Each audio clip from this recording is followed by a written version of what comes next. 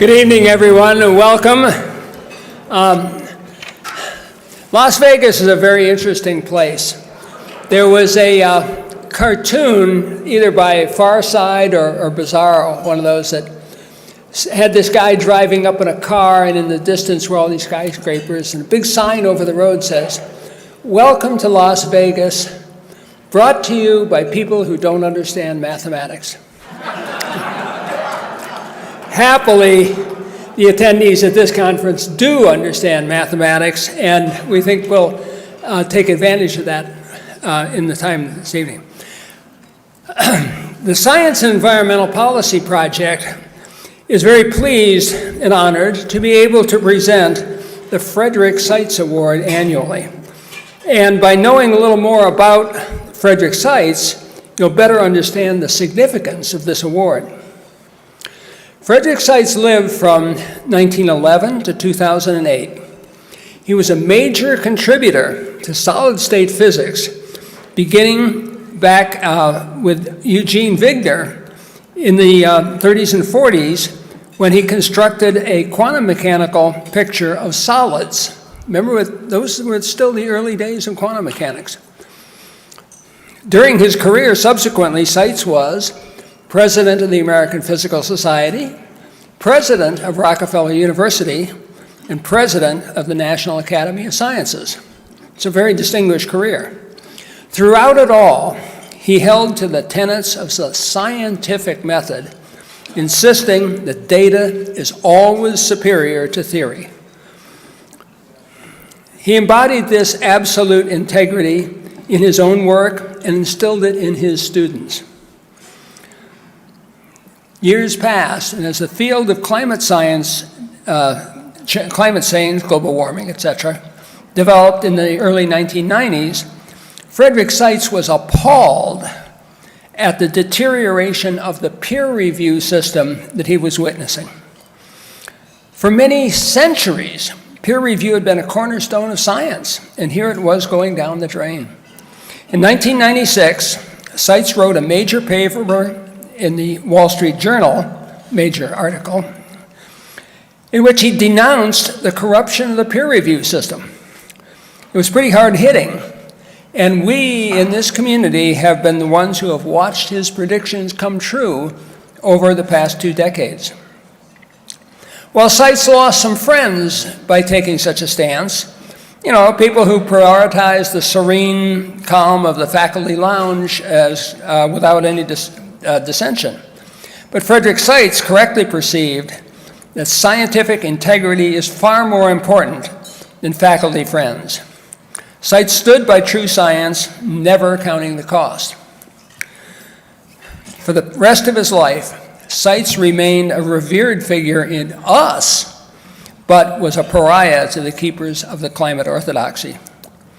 The founder of SEPP, Fred Singer, was a longtime colleague of Seitz's, and if you look at the book that's in your packet of your little bag of registration, Fred Singer's book, Hot Talk and Cold Science, you will see the same thing that Frederick Seitz exhibited shown there: integrity and respect for science. Fred Singer initiated this award during the last decade in order to recognize and honor scientists whose actions emulate this same outlook and practice of Frederick Seitz. So, presenting this year's award will be Ken Hopla, the president of SEPP. Thank you, Tom. Greetings, carbon-based life forms. When you breathe, you increase the carbon dioxide of the air you use by 100 times. Washington declares that your carbon dioxide is causing a climate crisis. You're still breathing? How dare you! At this conference, we'll see the evidence shows there is no climate crisis. Physical science develops with the constant conflict between ideas and evidence. What ideas best fit the physical science is what's important, the physical evidence. When the physical evidence changes, ideas must change accordingly.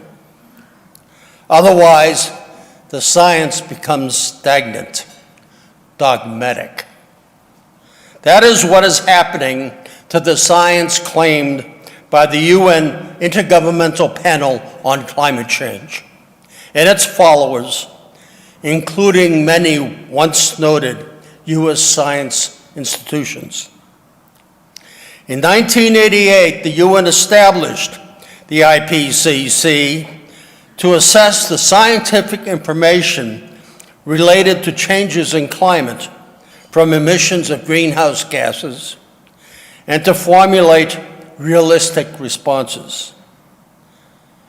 The IPCC issued its first report in 1990. Since then, a great deal has changed, including human conditions have greatly improved thanks to the use of fossil fuels.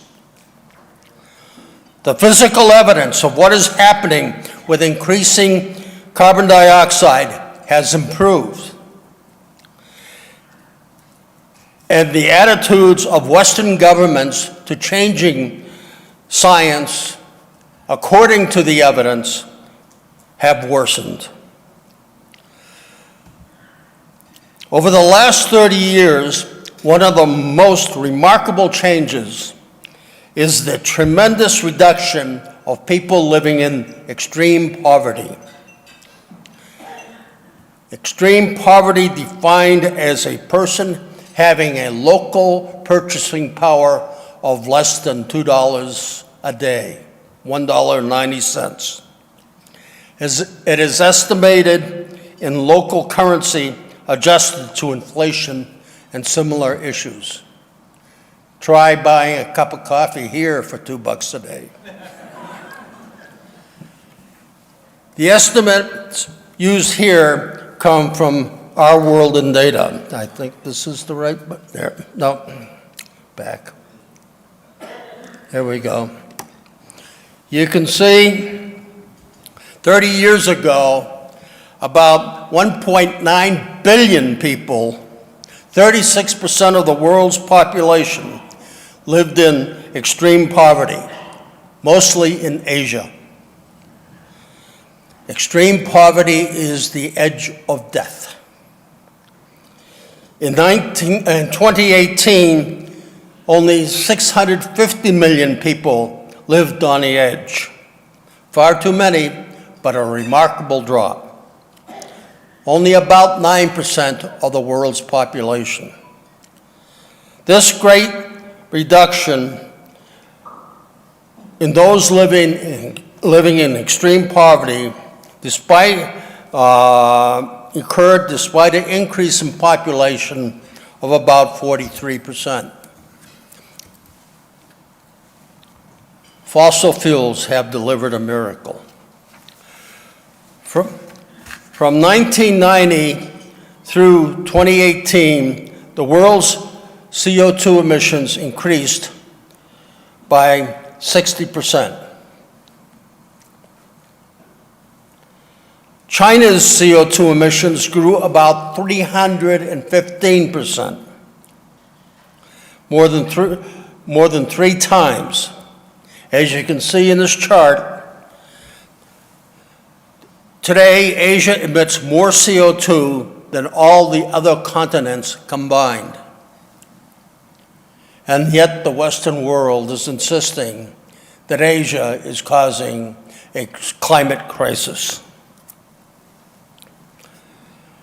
A second remarkable change is space-age technology, which gives us the ability to observe and measure what is occurring in the atmosphere.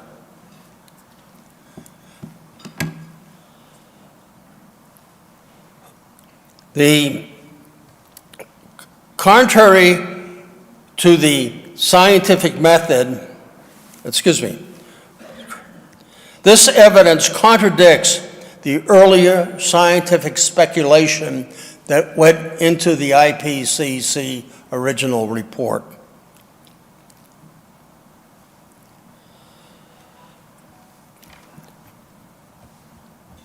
Despite a 60% increase in carbon dioxide, the influence of CO2 on global temperatures is modest, not dangerous. Presenting this week will be people who will discuss that more fully. A third remarkable change is the obstinance of the Western governments and many in Western science institutions in their ignoring the changing evidence.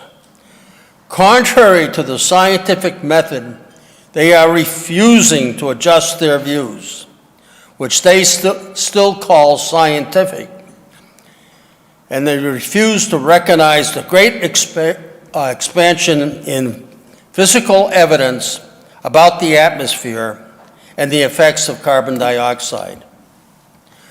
With mounting physical evidence, what began as scientific speculation has drifted into a world of science fiction and political myth.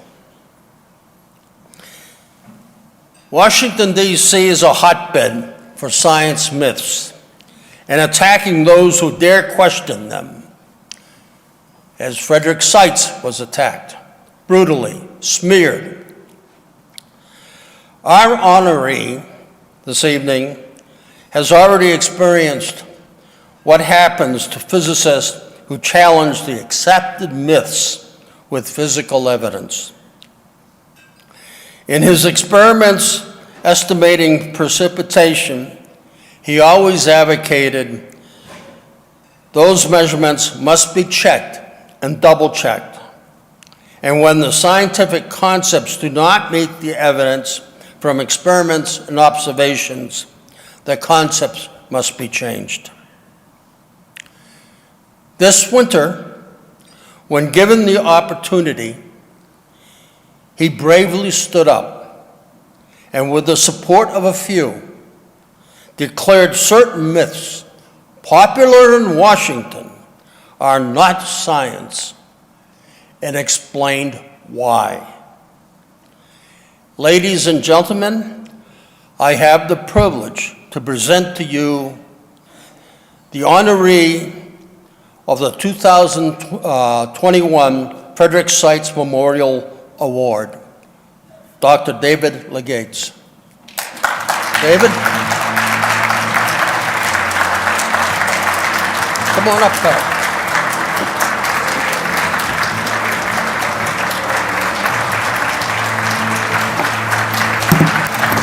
Congratulations, Thank you very David. much. Thank you. Thank you. What?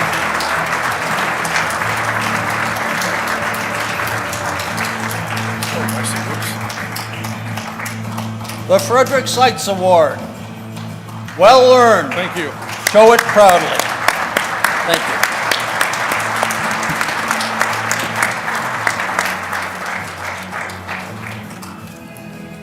Thank you very much. Well deserved, young man.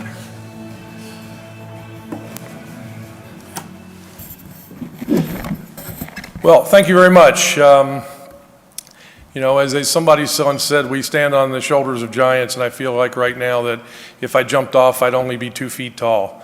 I'm very honored and privileged to accept this award. There's a number of people I need to thank. First and foremost, I want to thank Dr. Frederick Seitz, who unfortunately I never met, but I wish I did, and I feel to some extent a kindred spirit with him. In any event, I also want to thank another Fred Singer, who is the creator and founder of SEPP.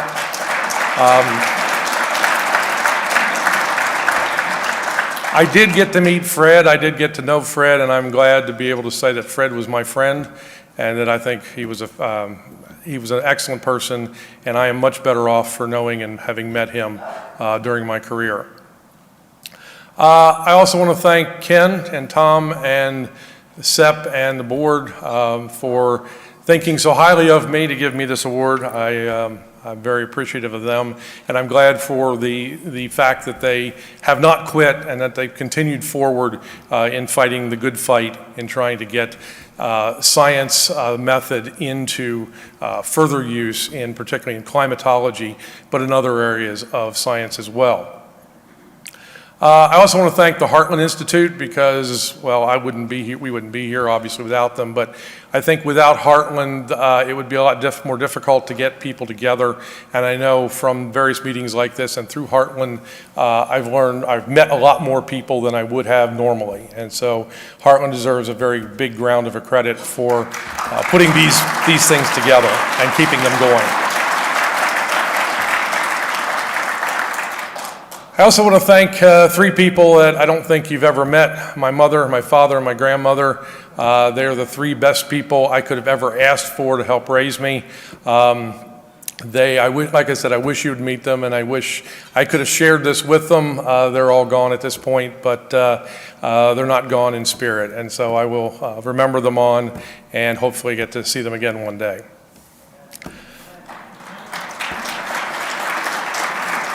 And I also want to thank all of you for staying around. I know that you could have gone off to the crap tables, but instead you've decided to stay here and listen to standard skeptic crap. And I'll explain that term as we come up in a moment. Now at this point, I'm supposed to give a keynote speech, and wow, that's a tall order. I had thought about several things to talk about. I have a bunch of notes, for example, on my PowerPoints. Unfortunately, I'm not able to see them, so we're going through an experiment now where I'm going to demonstrate to you that people from Delaware can actually give a talk without using a teleprompter.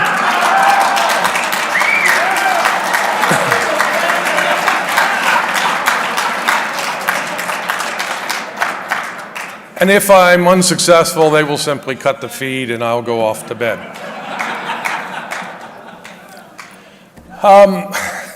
As I said, I was trying to figure out what to talk about, and one of the things I wanted to say is where I thought climate science was and where it was going. But in fact, Dick Lindzen did an excellent job of that at the last Heartland, and I certainly couldn't hold a candle to that presentation.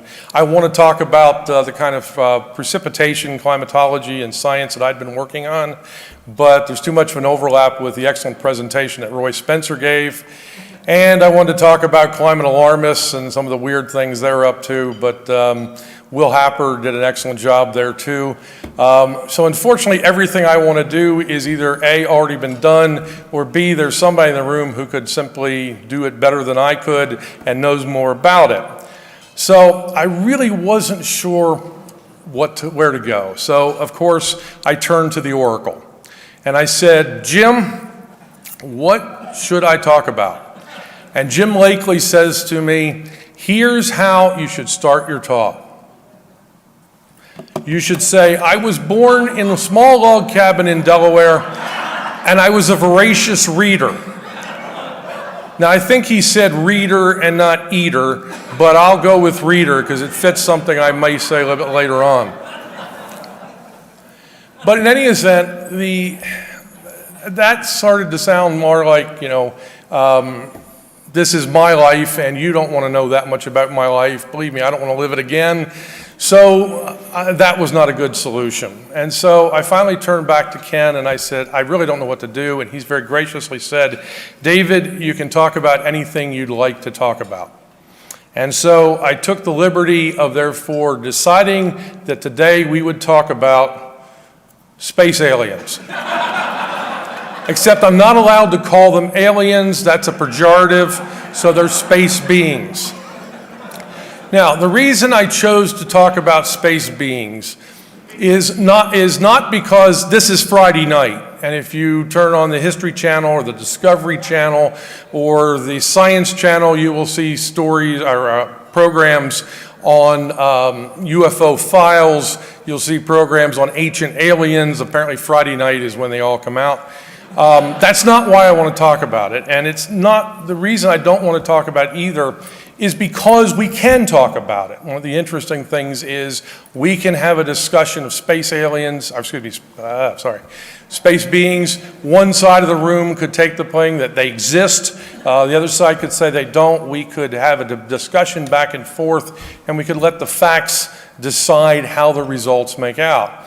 We couldn't do that with climate change. So if I mention climate change at all in this talk, YouTube is going to put a disclaimer down at the bottom because we're just not allowed to have that kind of discussion. No, in fact, the reason I'm not talking about it tonight either is because I'm booked on Southwest Airlines, and if this had been last week, this would probably be the only way I'd have gotten here in time. But nevertheless, no, the real reason I want to talk about space beings tonight is because it's why I'm here. And let me explain why that is. Back when I was in 8th grade, I was taking a course in geology. And we were learning about the geological history of the planet. We were talking about rocks and things like schist and mica and shale and all sorts of other fun stuff like that. And then one day the teacher came in and he said, there is a new book out that's going to change the paradigm of science. This is going to change how we view science going forward in the future and how science is done. We're going to have to change our history. It's going to change the way in which we view anthropology. It's going to change in particular even our own religion. It's that important that we're going to set aside geology to study it. Now, this was one of the quintessential books of our time, of course. It was not an inconvenient truth. That was the quintessential book of the next generation. But for people that are about as old as I am, I think about 35 or so, you will remember this book, and I'm sure. It's by Erich von Däniken, and it's called Chariots of the Gods. And to an 8th grader, Chariots of the Gods makes an awful lot of sense. Erich von Däniken has done an excellent job of taking a bunch of pieces to a puzzle and putting them all together. And what you learn from reading that book is that, in fact, life originated on Earth from beings in the Pleiades, who came here with something they had developed called DNA, and using it, they had developed a variety of different flora and fauna. They populated the planet.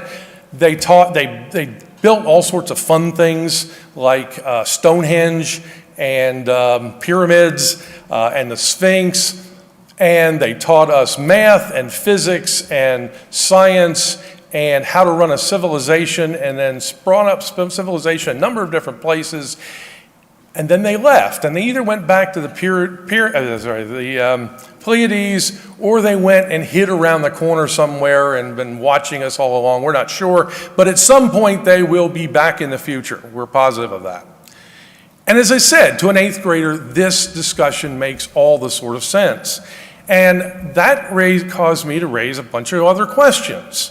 And so I started becoming a voracious reader and started looking into all of these types of things and determining why von Däniken had come up with these answers and so forth. And I came eventually, about 2 weeks later, I was in a store, and there was I almost said a rick, but you wouldn't have any idea what a rick is. It's essentially a carousel that contains a bunch of books. And I came up on another book. And that book is by Clifford Wilson and is titled Crash Go the Chariots. And now if you read that book, you realize that Erich von Däniken may not have gotten it just right. That his intricately woven tapestry may have some holes. Some of the pieces of the puzzle may actually not be there. They may actually have been fraudulent, or they may have been made up. He may have, in fact, in some cases, they fit better the old way than the new way. And essentially what you wind up with is two different viewpoints of the same thing.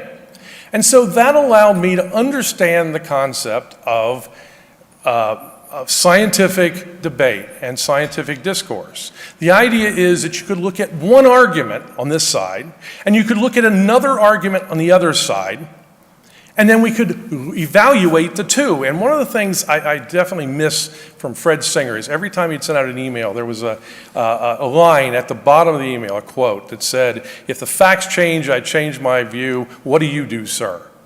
And the idea is that in this case, the facts drive everything.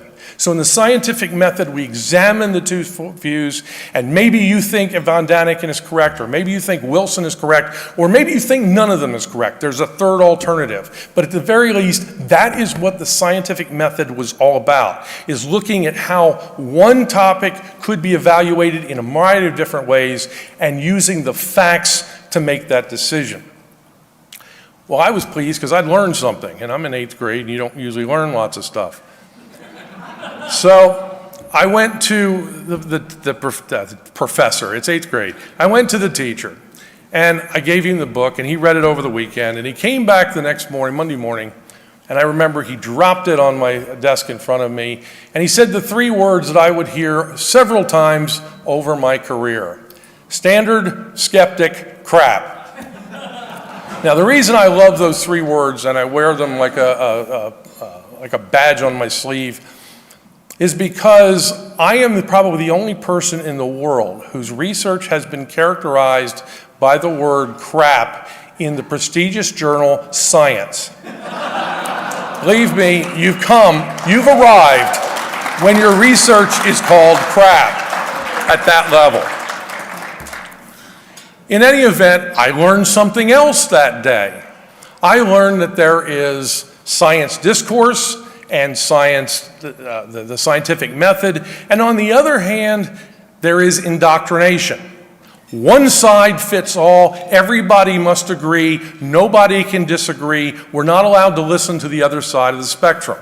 And of course, I learned later about the history of Trofim Lysenko and the Soviet Union, and how the Soviet Union was set back many decades in agriculture simply because they wouldn't investigate Mendel's peas and the idea of genetics. But the idea was that, again, I learned that day, and it raised a lot more questions, is we've got to be able to discuss both sides of the issue. So when I finally left my quest for investigating ancient beings and moved into climatology, I carried that with me. And so as a result, I want to look at why things happen. I want to understand them, and based on the facts. And as Fred always indicated to us through the quote, if the facts change, I change my view. What do you do? And so that's the scientific method. That's what we should be striving for. And I don't care what the answer is at the end, as long as the answer is a logically determined effort from science and not from indoctrination.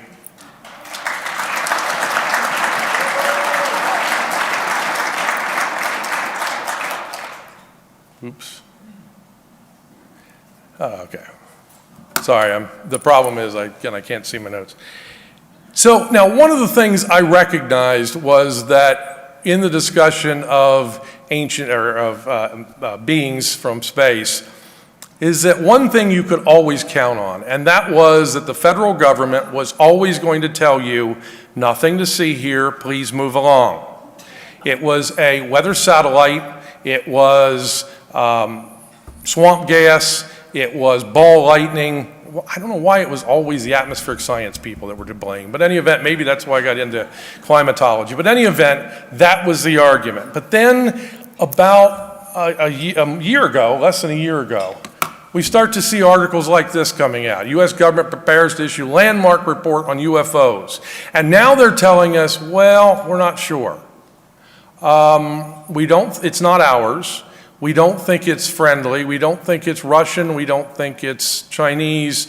We're not sure what's happened. We've got tic-tacs moving 200 mile an hour. We've got rubber duckies moving at 200 mile an hour. Believe me, with my Remington 870 and a load of buckshot, I can make a rubber ducky move at 200 mile an hour. But nevertheless, that raises a whole lot more questions. Why? Why now? What has changed? What facts are different? Were you lying to us then, or are you lying to us now? In other words, every fact or everything we find should raise a number more questions. The problem now is I have also mentioned the federal government. And several days ago, I went to our website for this thing, and I noticed, oh my goodness, they've already picked a topic for me. And the topic is, if I can read it, the perils of being a climate realist in government. Now, there are several people in the room who've been in government a whole lot longer than I have. But I, unfortunately, you may or may not know, worked with the Trump administration and spent 4 long, arduous months in Washington, D.C. And yes, that's the problem. 3.5 years into the administration, we were changing essentially career personnel and taking them out of where they were, which was in what was supposed to be political positions. So yes, why this waited till the end, I don't know. But in any event, my sojourn at the federal government went okay. There's some things I can't talk about, and I can't talk about in detail, and you'll see why in a moment. But in any event, there's some things I have gleaned about the government that I'll provide you. This is where I worked. I didn't say this is where my office was, because I didn't have an office.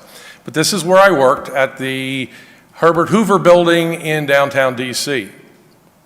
It is where the Department of Commerce is located. I worked there for 7 weeks. It took me 3 weeks to get my federal government email account. It took me 4 weeks to get a government computer, a government cell phone, and a government-issued ID card. That should also tell you the relationship between people at DC. If somebody working there doesn't get a government-issued ID card for 4 weeks, the question is, how on earth did I get in the building? And the answer is, people let me in, which is a violation of all sorts of security rules, but nevertheless, I didn't say that. Sorry. So 7 weeks I worked there. I'm not sure exactly that I was there. I have little proof. There was no public release, press release. There was no website that gave me my position. There was, I do have pay stubs, so I can verify that. But the only thing I was able to find was a NOAA's headquarter organization chart, which puts my name right below Admiral Gallaudet, who was second in command. So technically speaking, if for some reason Neil Jacobs and Admiral Gallaudet were knocked out, then it looks like Eugenio and I would be in charge of NOAA. I don't think that's the case, but that's the way the chart makes it look. And again, the weird thing about it, after having been there for 7 weeks, is I did absolutely nothing, which fits in perfectly with the federal government. But in fact, the NOAA Chief of Staff went to the White House and said, "What's Legates doing over here? We have nothing for him to do." They said, "Well, he's supposed to be here to help working on the National Climate Assessment. We've just hired Betsy Weatherhead. She's a career. She's going to be pushing forward the National Climate Assessment. We want him to work on the political side to help push it forward." And as the Chief of Staff said, you do know NOAA has no power in that. If you want to give him any power, he should have been put in the White House. So the White House didn't know that I should have been in the White House to do this work. So after 7 weeks, I was detailed from NOAA to the White House. Now that is not the White House, but that is the building, again, in which I worked. I did not have an office. I never had an office in DC, by the way, but that's fine. This is the Eisenhower building, the executive office building where I spent time. Not criminal time, but spent time. And in particular, I was then put in charge of the U.S. Global Change Research Program as its executive director. It's where essentially I did nothing because the deep staters kept me from everything. They would issue tweets and never tell me about them and so forth. And at that point, I realized I only have 9 weeks left. So I'm here to work on the National Climate Assessment. That's what I'm going to focus on. So that's what I did. Well, I didn't realize I had 9 weeks left, but that's not really how much time I had left. For you see, one of those weeks was Thanksgiving. One was Christmas. One was New Year's. One was the American Meteorological Society meeting, which shut everything down.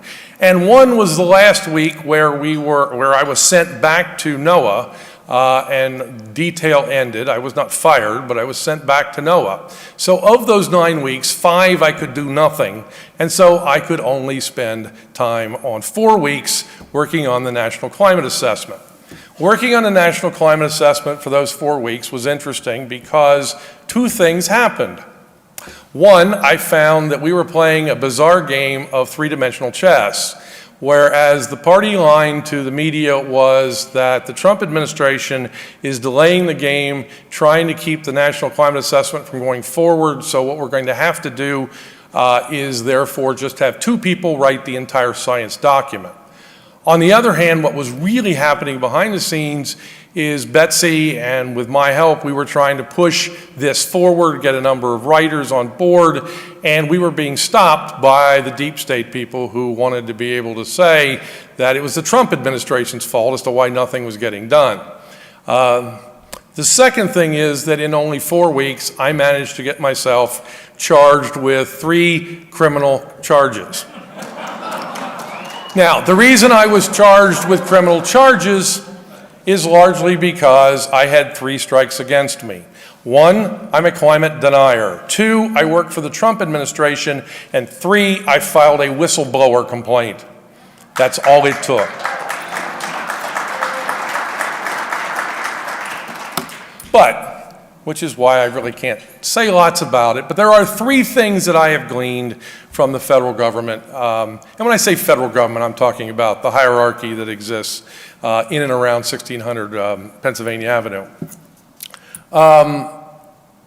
The first thing is that essentially your title is the length of your title is inversely proportional to the amount of power you actually have. So the president is one word, has lots of power, except possibly for this current president. But in any event, my title officially at the end was Deputy Assistant Secretary of Commerce for Environmental Observation and Prediction on detail to the White House as the Executive Director of the United States Global Change Research Program. That is 28 words, therefore I had virtually no power at all. I think that in particular, the janitor had a shorter title, and yes, she had even more power than I did. The second thing I noted is a lot of people refer to DC as the swamp. And that's okay if you're referring to the ecological association with the Potomac River Basin, if you're talking about Northern Virginia and Maryland and the ecological conditions of that region, then as a physical geography standpoint, swamp makes sense. Because the definition of a swamp is a wetland ecosystem characterized by mineral soils, poor drainage, forested vegetation, and a large variety of plant and animal life. So there's lots of life and they're living well. And in particular, a swamp is a very viable and necessary ecosystem. And in some cases, it looks beautiful. None of these are true of the federal government hierarchy inside DC. If you must use a euphemism, then let me suggest the following. Cesspool. A cesspool is defined as a covered hole or pit that is used to collect and store human refuse. And I think there's quite a bit of human refuse there, but the one I like better is the Merriam-Webster definition, which is a filthy, disgusting, or morally corrupt place, and I added the Washington, D.C.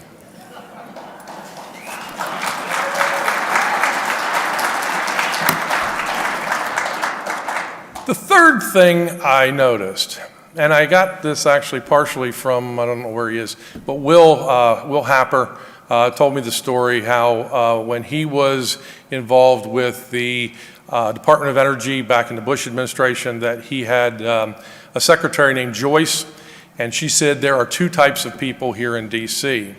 Well, I think Joyce is wrong. She may have been right at the time, but maybe there's a third type that has arisen. But in any event, I'll use her terminology and expand on it. She said there's 3 types of people. The first type of person are the weebies. Weebies are we be here when the administration leaves. These are the deep state people, the career politicians, or the career people, I should say. Weebies are, there's some nice ones, I will admit, but by and large, they should all be sent to the 10th level of Dante's hell. Dante, I know, didn't have 10 levels. That's because he didn't know about the U.S. federal government. The second type of people are the UBs. You be leaving when the administration ends. These are the political appointees. What I found is that the weebies and the UBs tend to fight back and forth, sort of like Laurel and Hardy. And they beat each other, although it's non-comical. I am simply amazed at some of the things I have seen go on between, as I said, the career people and the political people, and maybe it's not as bad in this administration, but it was pretty bad in the last administration. As I said, there's a third group of people that I found. They I call the we wannabes. These are the people who are actually political appointees but want to be able to appease the weebies and maybe join them at some point. They are going to be confined to Dante's 11th level of hell because I think they're even farther down than the weebies. So the question, I always have lots of questions. I don't know, this comes back again to my discussion of beings from outer space, but the fundamental question is, was it all worth it? Taking 4 months off to go to DC. It wasn't bad in terms of a commute from my doorstep in Middletown, Delaware, to parking garage, to walking into one of these 2 buildings would take me 2 hours at rush hour. You can't do that pre-COVID. But under COVID, there was nobody around, so if I wanted to go to DC, I could go there in a moment's, well, in a 2-hour notice. So that was useful for me, whereas if you were, in Washington, if you were in Washington State, or if you were in California, you'd have to move to DC, and then the answer may have been no. But for me, I find the answer was indeed yes. Why? More questions. Because, one, I had to see it for myself. There is something to say about understanding what's going on, and you can learn by watching it happen, but you have to experience it firsthand to really get the appreciation or lack of appreciation as to exactly what things are. But the most important reason was, and I should say, I have no interest in ever going back. I don't care what happens, I don't want to ever venture inside the Beltway, not even to see the Nats play or anything like that. Nope, I'm done with DC. But the other reason is the answer to the question, what would I have been doing if I hadn't have gone to DC? And the answer is, I would have been back at a woke university teaching online using Zoom to a bunch of students that were taking advantage of the system, that were cheating like mad, and when you found them cheating, the university turned a blind eye towards it, and if they didn't like the grade they received, the university would allow them to change it. That is not the way a university should operate. Now, I know this is also Joe Biden University. Joe Biden is not a member of, not a faculty at the University of Delaware. He has a Biden Center. He is faculty of the University of Pennsylvania. Why? Because he always said, I'm from Scranton, I'm from Scranton, I'm from Scranton, and that's why we always used to say he is Pennsylvania's third senator. But the reason is that Joe is that he knew that if he ever decided to run for president, he would need votes from Pennsylvania. And fortunately, he's so old, that'll never happen again. No, but I do need to defend Joe particularly. Being a Delaware native, I understand, and Joe has taken some flack for his comments on corn pop. Again, I'm a Delaware native from Delaware, and I'm not as old as Joe, so I don't know Corn Pop, but I do know his two younger brothers, Sugar and Coco. And I do know they were bad people. If you hung around them for too long, there was certainly a guarantee you were going to get diabetes. The Pop brothers were definitely bad dudes, so I can agree with Joe on that one. So at that point, I think I'm about out of time. I'm looking for the timer, but I don't have one. And I was trying to figure out, how do I put all this back together? Now that I've unraveled so much stuff. You always like the last slide to tie everything up in a nice bow so everybody can go home pleased, or at least just go home. And so I looked around, and surprisingly, I found a quote. And this quote is by Dr. Fred Seitz. And the quote says, "A good scientist is a person in whom the childhood quality of perennial curiosity lingers on. Once he gets an answer, he has more questions."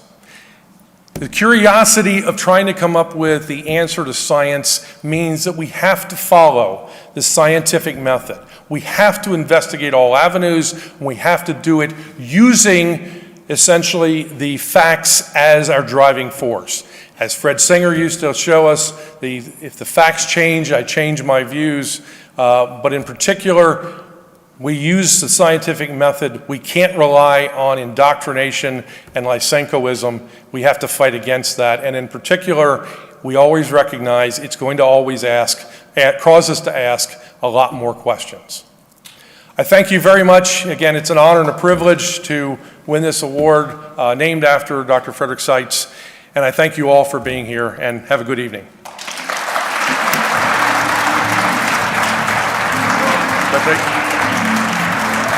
Thank you. I guess I'll take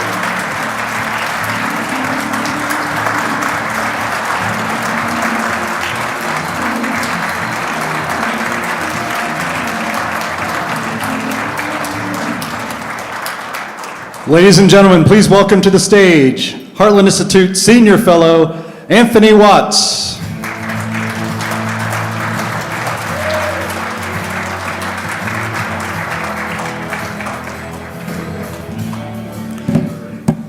Good evening, everybody.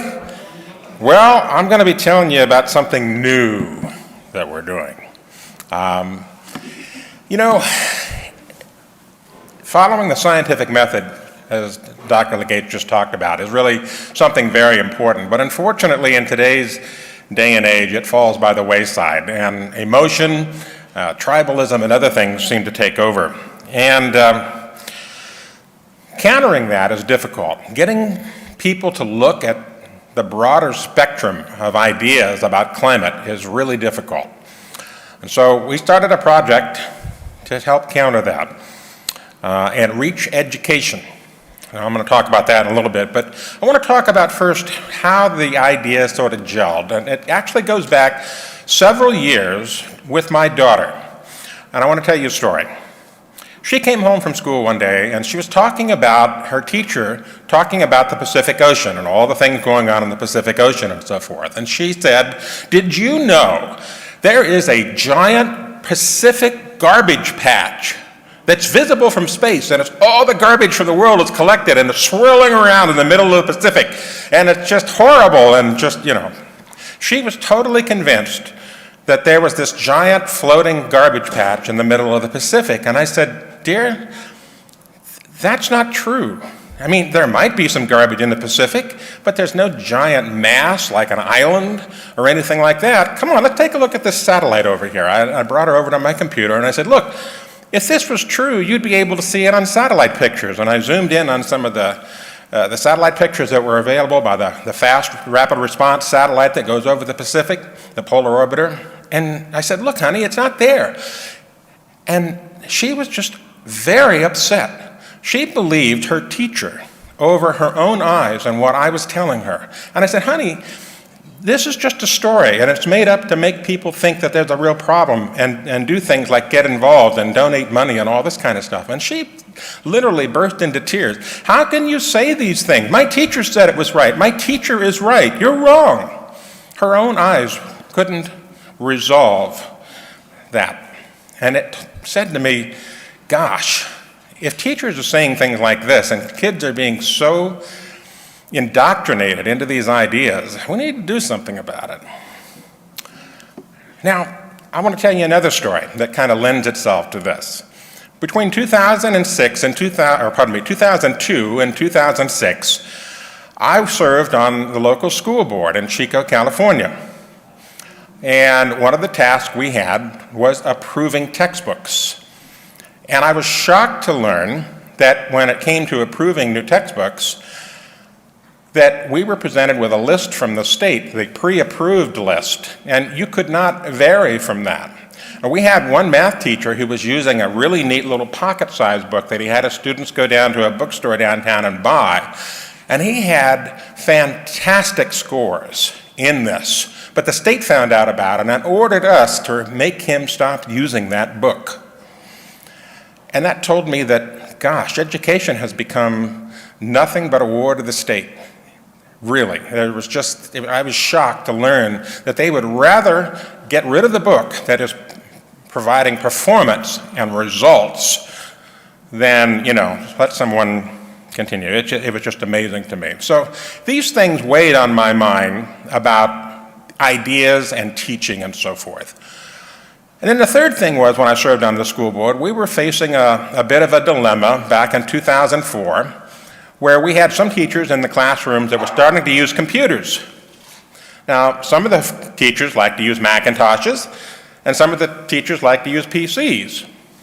And they both worked to their advantage. But we had to come up with a standardization plan in order to get a grant to fund the entire school district. And so we studied the problem, and we decided that we would go into the PC world, the Windows-based world, because it had more things available. It had a broader ability to adapt and to use different things than it did from the Macintosh standpoint. Now, we thought this was just a simple cut and dry decision. Well, turns out it wasn't. The teachers who used Macintoshes went berserk. I mean literally. They were so mad that we would prevent them from using this tool in their classrooms that they took their computers and threw them on the steps of the administration building. We had, one afternoon, about 30 Macintosh computers sitting on the steps of the administration building as a protest. And then they realized, wait a minute, we need our computers, and they took them back. Anyway, so that taught me a lot about education. And it taught me that getting into the minds of educators and to the students is something really important, because a lot of these seminal ideas about climate and weather and so forth are formed right there. And to be able to reach some folks and give them alternate ideas about things that they're being indoctrinated with, we needed simple, encapsulated ideas. Now, I used to do television. I did 30 years of television, and I had to give an encapsulation of weather in 3 minutes, sometimes 2.5, depending on the schedule. And so what we've kind of done is taken that idea, encapsulating quick ideas and putting them into a small, easy-to-read product. And then you see it here, Climate at a Glance for Teachers and Students. 30 facts on climate topics, prominent climate topics. And we cover a lot of different things in there. And the book is hopefully going to break through some of the barriers, but I want to tell you something else. I just recently learned about something called the Ash Conformity Experiments, ASCH, Ash Conformity Experiments. And these illustrate why people resist change. Now, these were experiments that were done in the mid-50s, a series of psychological experiments conducted by researcher Solomon Ash. And the experiments revealed the degree to which a person's own opinions are influenced by those of a group. Ash found that people were willing to ignore reality and give an incorrect answer in order to conform to the rest of the group. And that's what we see in climate change a lot, and that explains this 97% consensus that we see and is repeated and bandied about. It's also the reason that while online, people discussing climate are sometimes ashholes. So, we're trying to cut through all that with this book. And believe it or not, the Heartland Institute is going to publish and distribute to classrooms and teachers and students around the United States 300,000 copies of this book.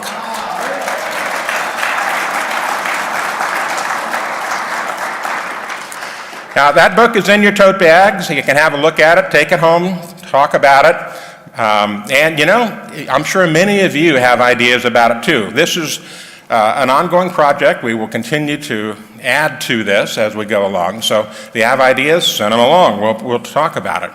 But yeah, 300,000 of these books. Now, the last time the Heartland Institute did this, I think this was back around 2012, we sent out a book to teachers and students. And it caused a lot of, a kerfuffle, so to speak.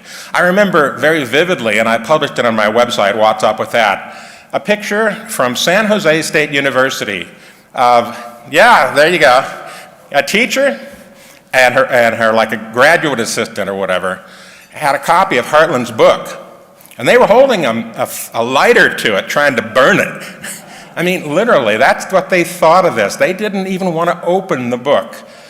And so, by doing something simple, easy to read, flip through, hopefully we'll reach more minds that way. At least that's the plan. And I'm really grateful to the Heartland Institute for taking on this project and printing so many of them.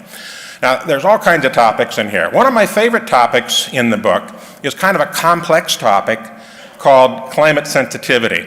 Now, I don't know if you folks know what climate sensitivity is, but basically, it is essentially what will the temperature be in the atmosphere globally to a doubling of carbon dioxide in the atmosphere.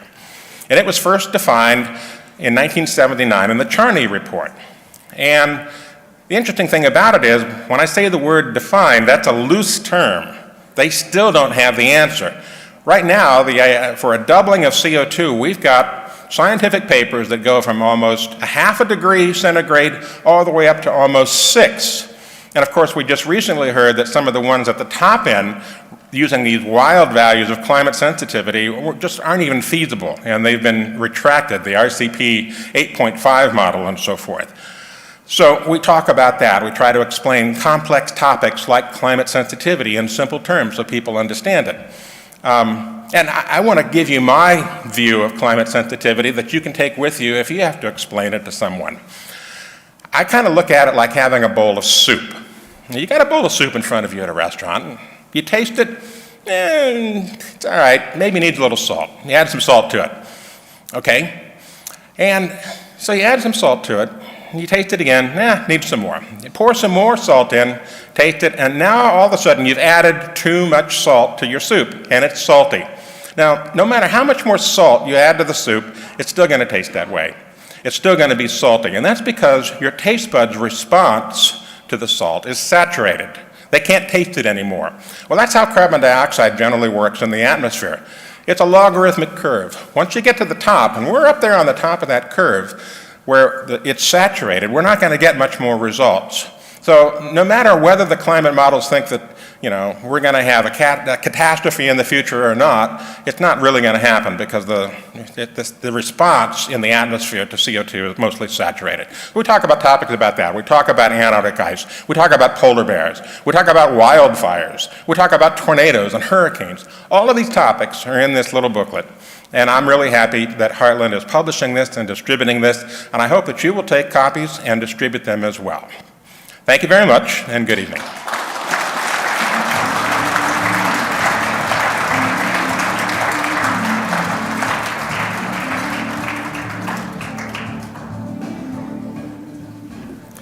Hello, I'm Jim Lakely, Vice President of the Heartland Institute.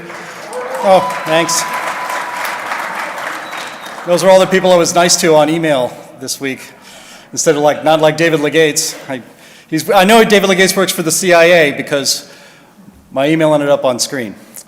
The title of this conference is The Great Reset, Climate Realism versus Climate Socialism. And we had planned to have Justin Haskins of the Heartland Institute here to deliver a fantastic explanation of the Great Reset. Unfortunately, a family crisis kept him from coming to this event live, but he was able to record and address a speech for us that we're going to play here in a moment. Justin Haskins is the head of the Stopping Socialism Project at the Heartland Institute.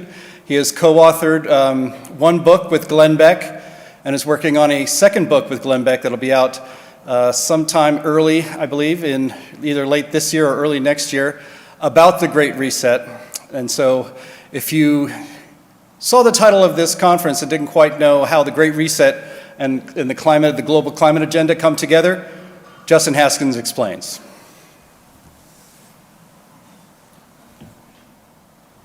Good evening. This wasn't exactly how I planned to deliver this presentation tonight about the Great Reset.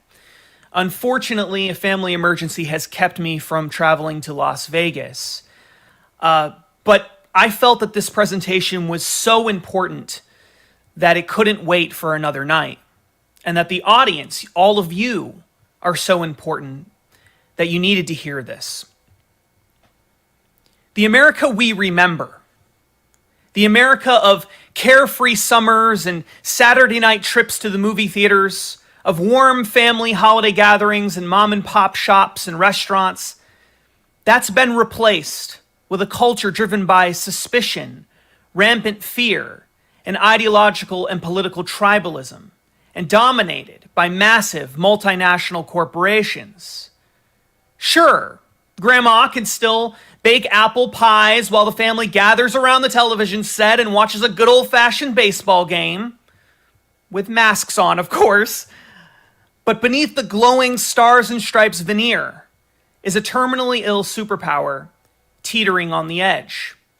And the worst part is, our most disruptive, dangerous days still lie ahead.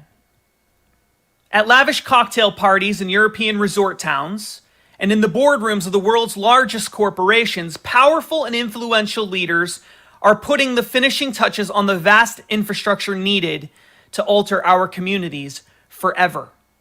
These changes, some enormous and some barely noticeable to most people, are all part of a sweeping proposal to transform the global economy, a plan disturbingly named the Great Reset.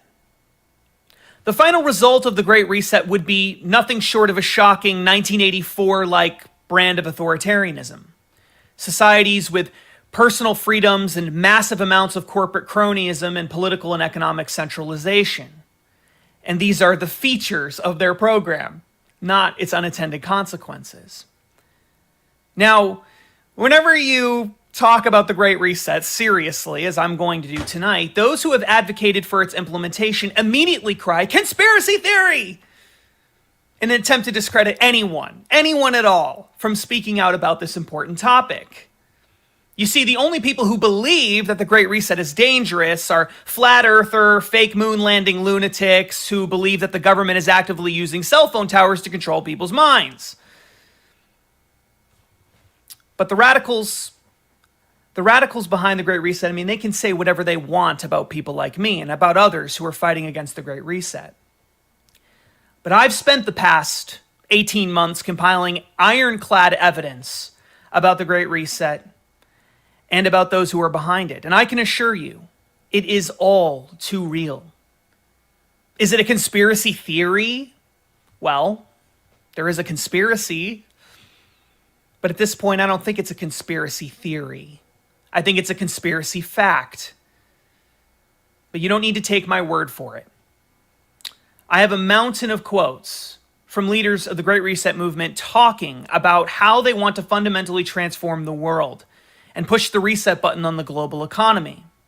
And I want to provide some of those to you tonight. Now, keep in mind that there are literally dozens and dozens and dozens. We could spend all night long just talking about things that people are saying about the Great Reset, people who support it, openly saying radical, crazy things about the Great Reset. So just keep this in mind as we go through this list very quickly.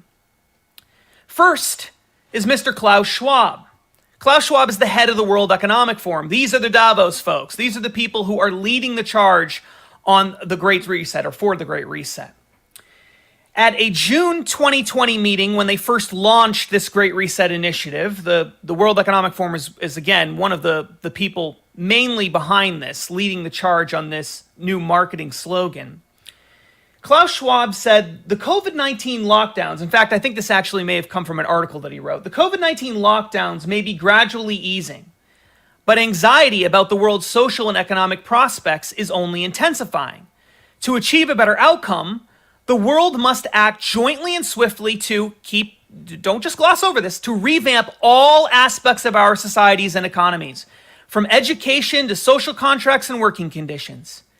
Every industry, from oil and gas to tech, must be transformed. In short, we need a great reset of capitalism. Now that came from an article that Klaus Schwab wrote when they launched the Great Reset Initiative in June 2020. But there's more. Jennifer Morgan, head of Greenpeace International. I know there's a lot of fans of Greenpeace in the room tonight. She says, we set up a new world order after World War II. That's fun. It's always great when they start talking about a new world order, isn't it? We're now in a different world than we were then. We need to ask, what can we be doing differently? The World Economic Forum has a big responsibility in that as well, to be pushing the reset button and looking at how to create well-being for people and for the earth. This was spoken at an event promoting the Great Reset. Here we have Prince Charles.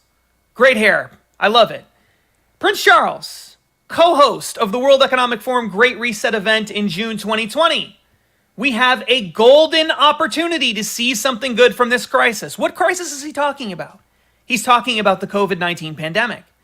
And he says its unprecedented shockwaves may well make people more receptive to big visions of change. It is an opportunity we have never had before and may never have again. A golden opportunity. Millions of people, jobs lost. By the time this is all over, millions and millions of people dead. This is a golden opportunity in the mind of Prince Charles to reset the global economy.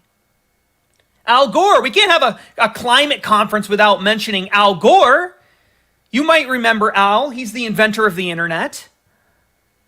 So I think this is time for a great reset, Gore said, after arguing that electric cars and renewable energy sources like wind and solar can provide lucrative economic benefits. This was during a TV interview. We've got a lot to fix of these problems that have been allowed to fester for way too long.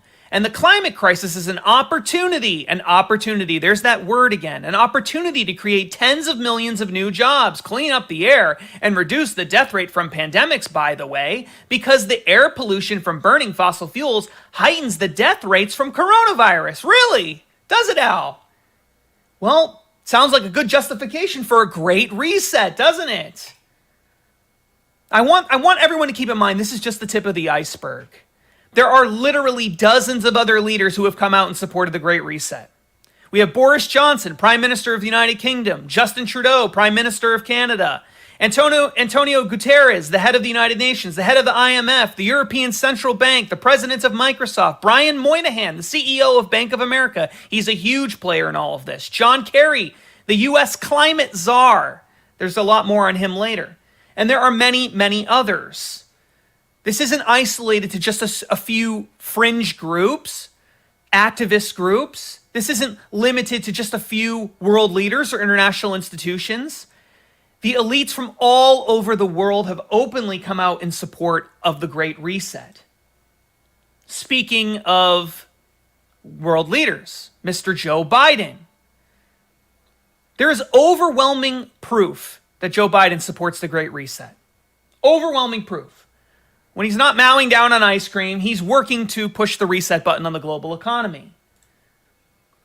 Proof number one, and there's a whole bunch of things that I could look at. Build back better. Build back better. Does anyone else think that's just an absolutely stupid slogan, a stupid name for rebuilding the economy, for naming a new program, Build Back Better, the Build Back Better plan? Well, as stupid as it is, it's not even Joe Biden's idea. The Build Back Better slogan has been used for years and years and years by people involved with the Great Reset, both at the World Economic Forum, at the World Bank, and at other institutions. Build Back Better has been the common slogan that's been used for several years. Boris Johnson, Justin Trudeau, other people have used the very same language. In fact, as soon as the Great Reset launched, or even right before the Great Reset launched, you started seeing world leaders all using Build Back Better together in unison, almost as though it was a coordinated plan. But there's other proof too. Joe Biden has created task force, Climate and ESG Task Force, and the Division Enforcement of the SEC. We're going to get into what ESG standards are and how they relate. But as you'll see later on, this is a key move for the Biden administration to help create a great reset in the United States. And there are many other things I could point to as well, but I don't need to come up with lots of evidence because John Kerry, the climate czar in the Biden administration, said when asked by the president of the World Economic Forum during a meeting in November of 2020, right after the November election, prior to John Kerry being named the climate czar publicly, he was asked about Joe Biden and the Great Reset and what we can expect of Joe Biden's involvement in the Great Reset. And he said this, the Great Reset, will happen. And I think it will happen with greater speed and with greater intensity than a lot of people might imagine. And he specifically said that Joe Biden supports the Great Reset and is 100% behind this agenda. So we don't actually need to speculate. We don't need to come up with proof. There's plenty of proof out there that Joe Biden supports the Great Reset, but we know it because John Kerry, a close political ally of Joe Biden, a member of the Biden administration, has already gone on the record saying that not only does he, John Kerry, support the Great Reset, but Joe Biden supports it as well. Well, what is the Great Reset? I mean, there's all this grand, crazy language that you hear about pushing the reset button on the global economy, but what is it? Well, before we can point out some of the details of what elites want to do to push the reset button on the world, we need to talk about why, or their justifications for their stated justifications for why they're going to have this Great Reset. The first is the golden opportunity that I mentioned earlier, the COVID-19 pandemic.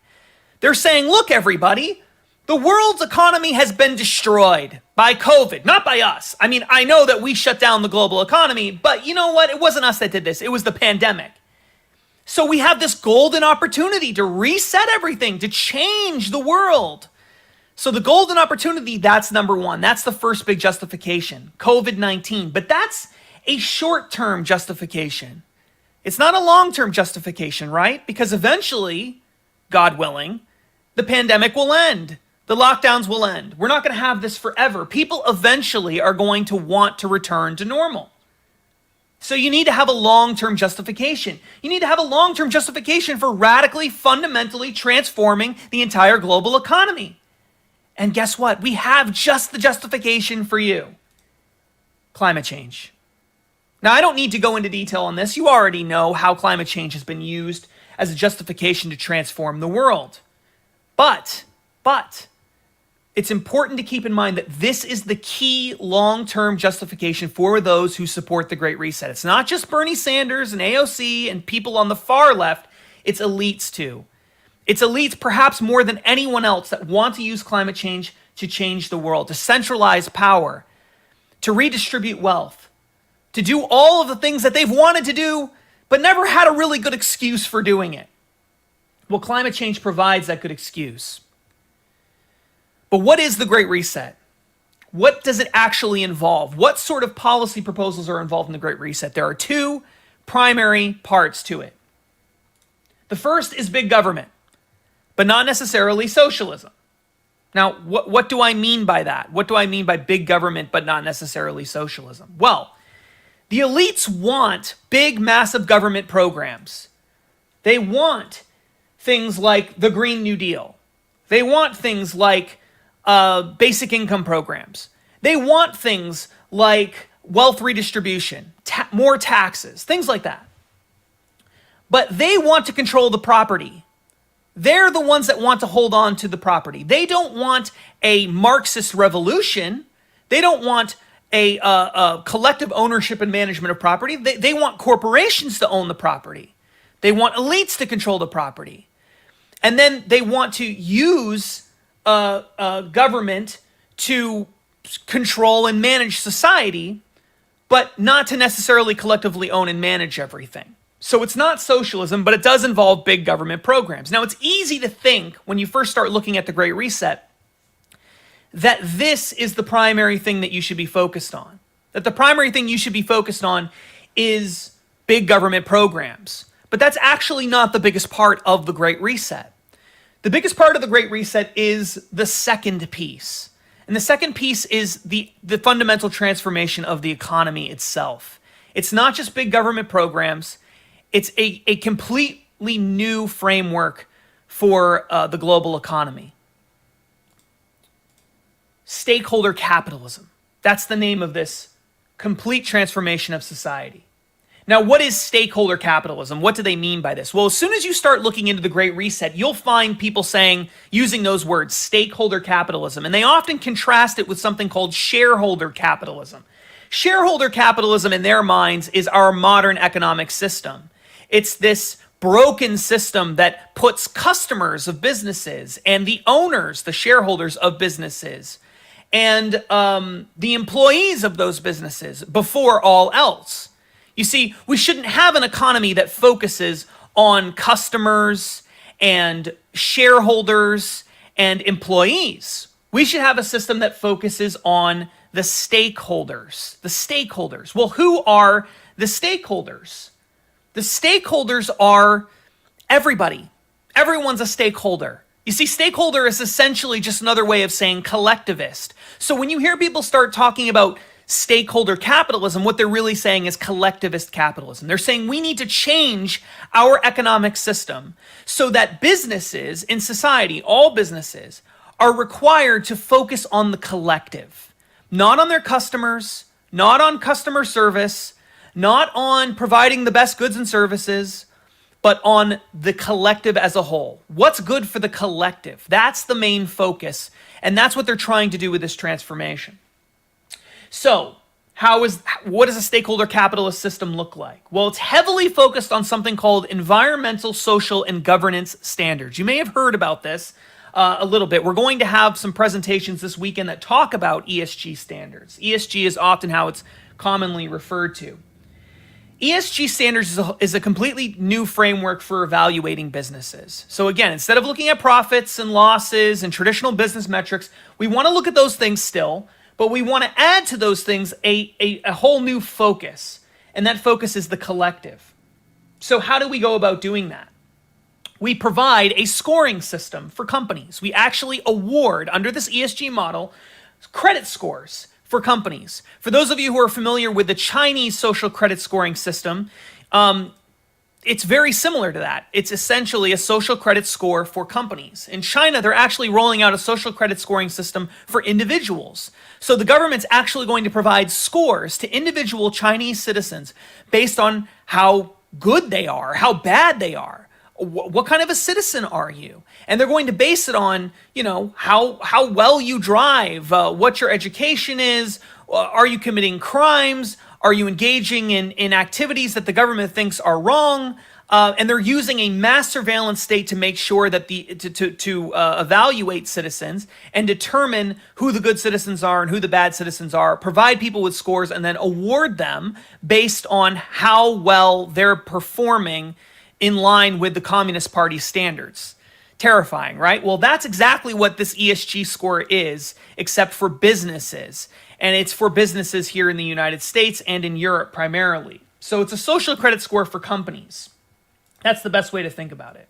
Again, not focused on profit, debt, customer satisfaction, who the woke businesses are and who the bad companies are, dozens of metrics used. So I wanted to provide a couple of examples of this from actual ESG scoring systems. The first is racial quotas. Racial quotas. So this is real. I'm not making this up. There are ESG scoring systems that have already been adopted, that are widely adopted, in fact, that look at racial quotas of the people that exist at a business. So what they'll do is they'll say, do you have, again, not making this up, do you have the right ratio of, say, Asians to Hispanic workers at your company? Because, we already have plenty of Asians. We don't need more of them. We need more Hispanics. And you don't have enough Hispanics. So you're going to have a lower ESG score. That's how this works. CO2 footprint, that's another one. That's an easy one. There's all sorts of environmental metrics. That's the E in ESG, environment. Is your CO2 footprint too large? How large are your facilities? How much land do they consume? Do you use too much plastic? What's the air quality in your supply chain? Who are you doing business with? And what countries are you doing business? These are the things that they're going to look at. What's the pay gap between your CEOs and lower level employees, between your managers and your lower level employees? What's the gender ratio of your management? What's the gender ratio of the people who are in your management programs? Again, these are all real life examples from things that we see in ESG scores or we see in programs related to ESG at actual businesses trying to make sure that they complied with ESG. So again, it's a way of evaluating companies to see how woke they are.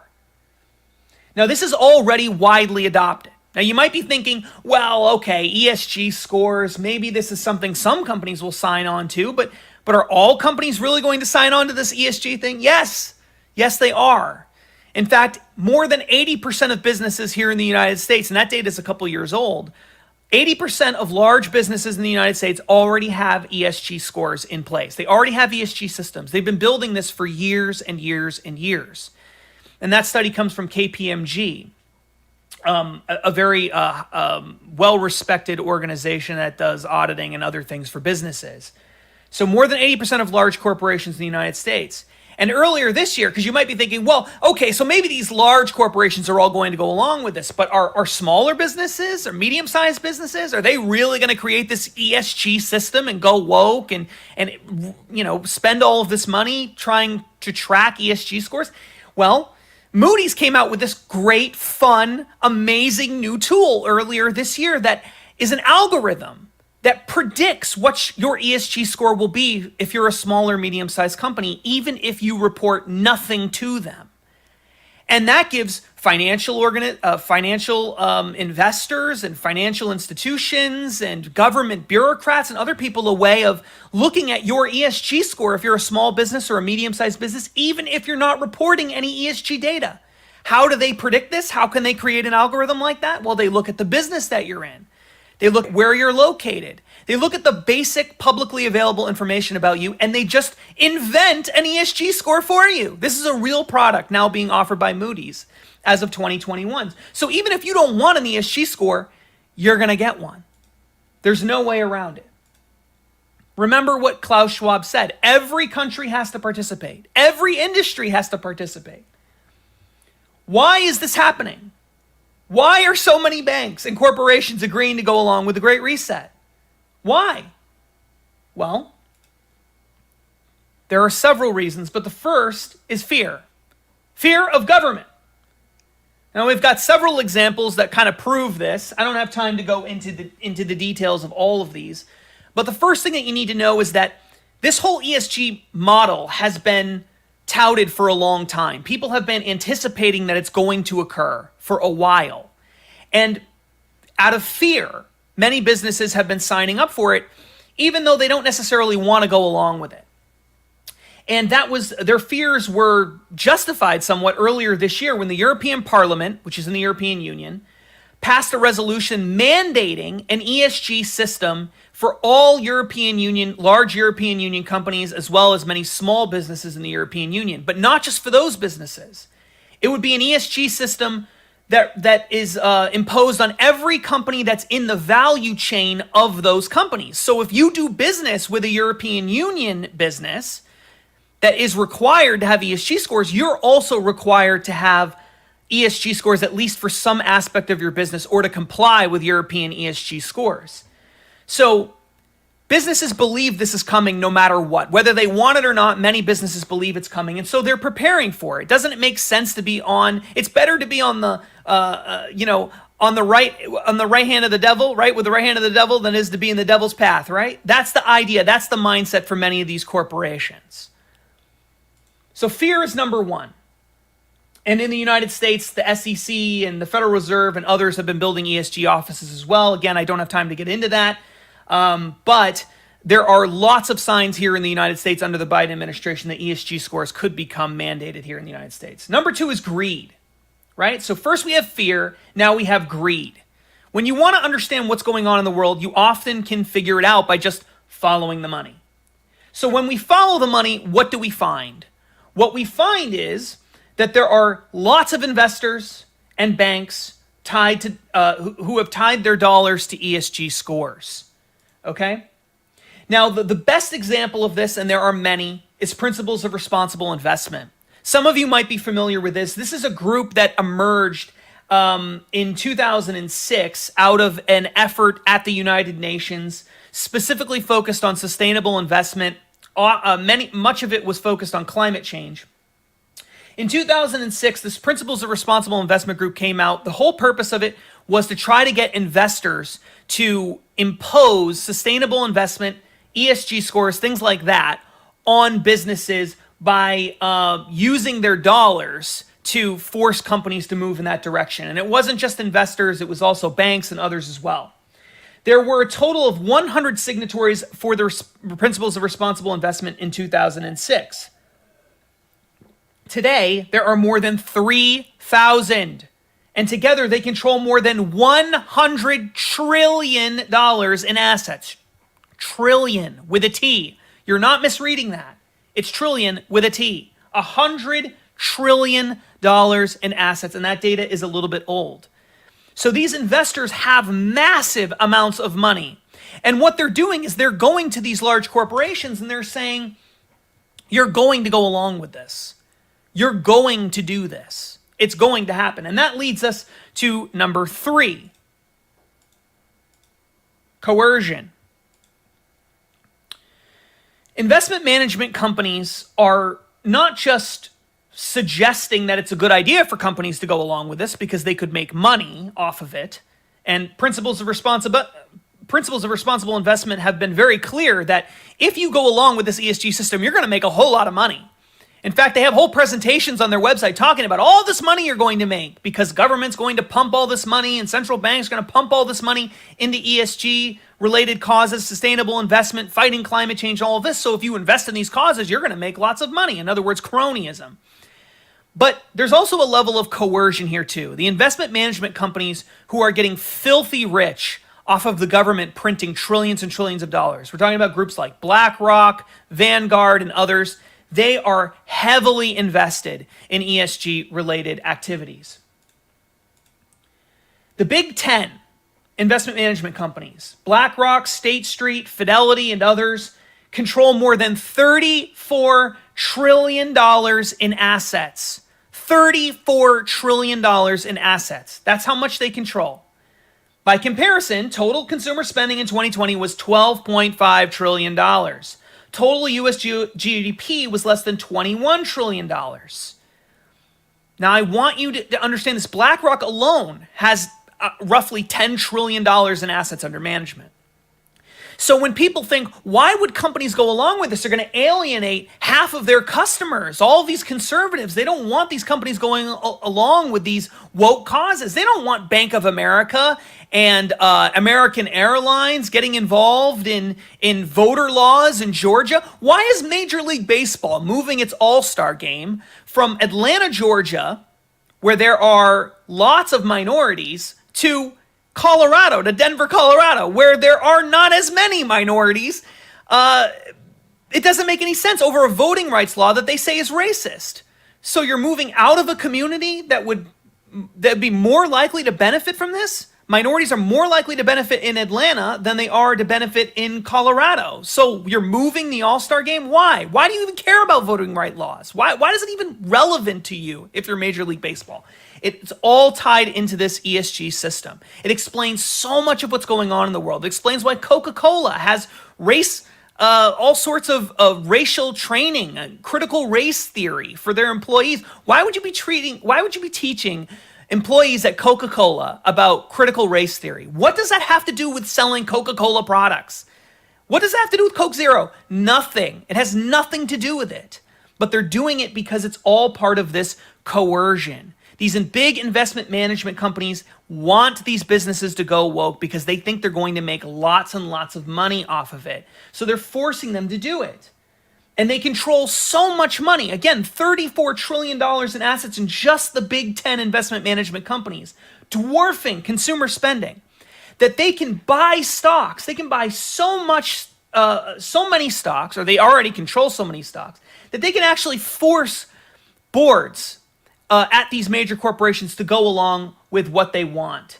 And anyone who does not go along with it will be forced out. And we saw this with ExxonMobil. This actually played out earlier this year in 2021, where you had woke investors, including groups like BlackRock, demanding that the board of directors at ExxonMobil move away from fossil fuels.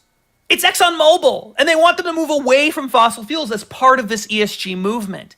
And when some of the board of directors refused to go along with it, there was a massive internal war where they actually tried pushing members of the board of directors at ExxonMobil out in order to get people in who supported this woke agenda. That's the power of these investment management companies. They're the ones who are really driving the change at a corporate level, making it happen rapidly. So we have this consolidation of stock ownership. This is just absolutely amazing. There's research by these two scholars, one who's a professor at Harvard Law School and the other an associate professor at Boston University School of Law. And they found that the average ownership stake of the big three investment firms, that's BlackRock, State Street, and I believe Vanguard, was 5.2% in 1998. Okay, so that's how much stock they owned in 1998. But in 2017, it was 20%. 20% of all stock, or most stock, was owned by these big three investment management companies. And even more importantly than that, the big three collectively cast an average of about 25% of the votes at S&P 500 companies. And these same scholars believe that by the time we get to, I believe it's within the next couple of decades, that collective ownership is going to go from 20% to about 40%.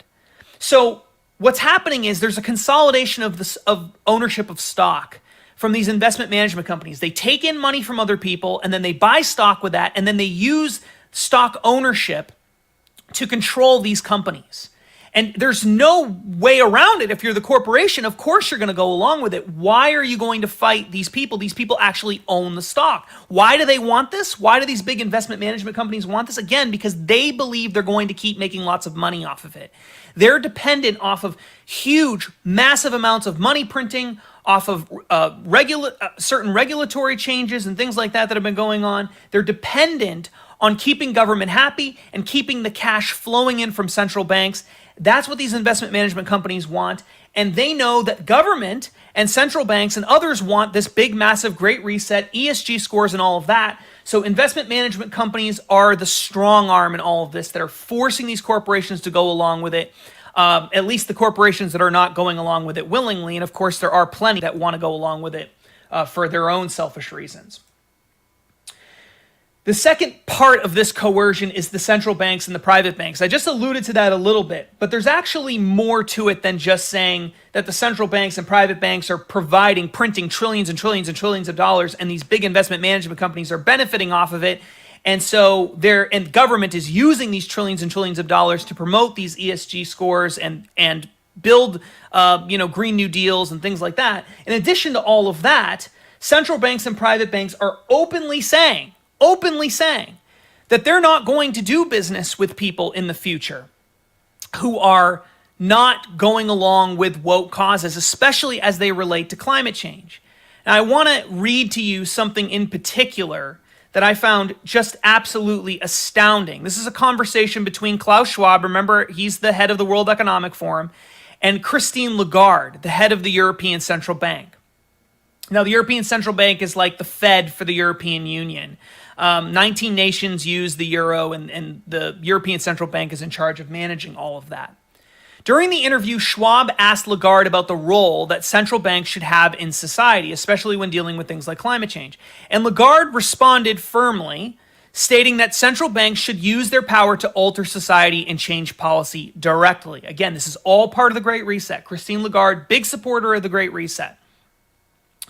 So she says, what role can central banks play in the fight against climate change?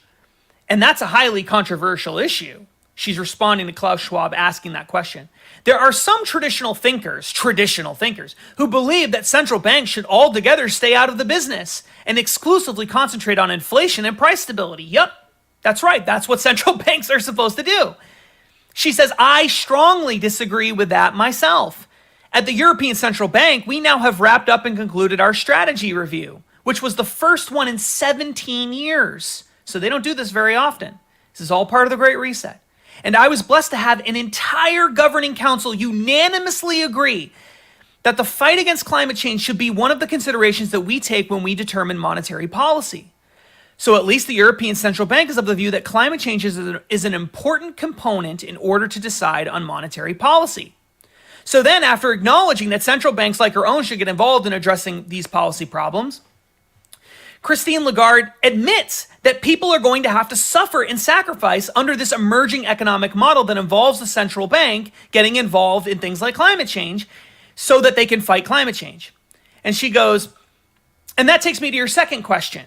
Can we arrive at that trade-off between fighting climate change, preserving biodiversity, and yet securing enough growth to respond to legitimate demands of the population? And my first answer, Klaus, to be firm, is that we have to have a way of life. Is that to have a way of life, we have to have life. We need life. And in the medium term, we do have major threats on the horizon that could cause the death of hundreds of thousands of people. So we have to think life first. We have to think way of life second. Isn't that incredible? It's amazing. She goes on, how can we come together to make sure that we secure the first priority, which is life, and also protect the way of life that people have? Now listen to this, and make sure that the cost of it is not so high for some people that they just cannot tolerate it. She's talking about central banks and governments imposing climate policy. I think that the trade-off that we reach will probably require some redistribution. Yeah, you think? Big shock. Because it is clear that the most exposed people, the less privileged people, are those that are going to need some help. Wow. And it's not just her. It's not just the European Central Bank. The Federal Reserve is also moving in this direction. They have offices at the European Central Bank. They actually created 2 new entities, the Financial Stability Climate Committee, which is focusing on the broader financial system, and the Supervision Climate Committee, which focuses on individual institutions. So you can bet that over the next several years, and this is all happening very rapidly. Remember what John Kerry said, this is going to happen faster and with greater intensity than most people realize.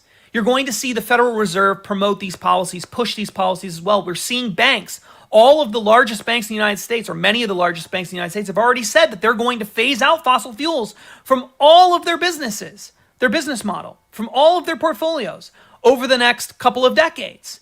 So if you want to get a loan with, say, Bank of America or Citibank or something, you're not going to be able to do it. They're going to force you. They're going to force you out of that business by debanking you, by making it impossible for you to do this. And they've actually started debanking certain individuals. The Trump administration, Donald Trump and Donald Trump's business interests have been debanked by some extremely large banks. Some people who were in the Trump administration have also been debanked. A lot of that happened in the wake of the January 6th attacks at the Capitol building. So there is a massive amount of coercion that's going on here, a massive amount of coercion. And it's happening with banks, financial institutions, investment management companies, regulatory bodies, all of these big elites, corporations, moving in the same direction, pushing for a great reset. Now, what are they saying? I want to be fair. I want to be fair to them. What are they saying? What are the people who support the Great Reset saying? Well, let's take a listen and let's hear what they have to say. The pandemic has radically changed the world as we know it, and the actions we take today as we work to recover will define our generation. Now is the time to think what history would say about this crisis. 2020 has been challenging on a lot of levels, as economic, environmental, and societal frailties have been laid bare. But it's also proved that when we need to, we can act rapidly and restructure our lives. The recovery from the pandemic is an opportunity. We can see rays of hope in the form of a vaccine, but there is no vaccine for the planet. Nature needs a bailout. You don't want to go back to the status quo that you had before simply because it was the status quo that got us here. With everything falling apart, we can reshape the world in ways we couldn't before, ways that better address so many of the challenges we face. And that's why so many are calling for a great reset. A great reset? That sounds more like buzzword bingo masking some nefarious plan for world domination. Hands up, this kind of slogan hasn't gone down well. But all we really want to say is that we all have an opportunity to build a better world. And it's not surprising that people who've been disenfranchised by a broken system and pushed even further by the pandemic will suspect global leaders of conspiracy. But the world's not that simple. Every one of us has differing priorities, values, and ideas. That's part of why solutions are so hard to come by, and why we all need to be involved in the decision-making. Because whether it's politicians, CEOs, academics, activists... All right, let's stop it right there. Now, I want you to keep a couple of things in mind here, right? This video that we just watched was made in reaction to a backlash against the Great Reset, because a lot of people were really freaked out about this whole pushing the pushing the reset button on the whole global economy, transforming societies, transforming the social contract, all of these things that Great Reset supporters have been talking about. So they produced this video at a Great Reset event held in January 2021, I believe, to try to alleviate those fears. And that's what they came up with. That was their pushback against these so-called conspiracy theories about the Great Reset. This is their big evidence. Now, I wanted to show you this video, not only to give them an opportunity to defend themselves, but also because I just found this amazing. This video here has key figures. Let's show this video. Has key figures involved in the Great Reset movement. Now just ask yourself, when you look at some of the people that they show in this video, meant to make you feel better about the Great Reset. Let's take a look at some of the key figures. We got Al Gore in the background. We've got Joe Biden. We've got Greta. She's up here in the bottom right-hand corner. And then, of course, Vladimir Putin. I believe this is Christine Lagarde, who I just talked about at the European Central Bank. These are the people who are supposed to make us feel better about the Great Reset. Vladimir Putin, Al Gore, Joe Biden, George Bush. These are the people. I'm supposed to look at these people and say, oh yeah, you know what? I got nothing to worry about. Why should I worry about the Great Reset? Vladimir Putin's involved. This is insanity. But it just shows you how detached from reality these people are. Now, where do we go from here? Where do we go from here? What do we do? Well, as this presentation has shown, the forces pushing for a Great Reset, or whatever other marketing slogan they'll adopt next, they are extremely powerful. And it's going to take a strong commitment from those of us who believe in individual liberty, working together to stop this transformation of the world. Government bureaucrats, bankers, and corporations aren't gods to whom we have to beg on our hands and knees for permission to live our lives according to our own desires. All of us have a role to play in this fight for freedom, for pushing back against that idea.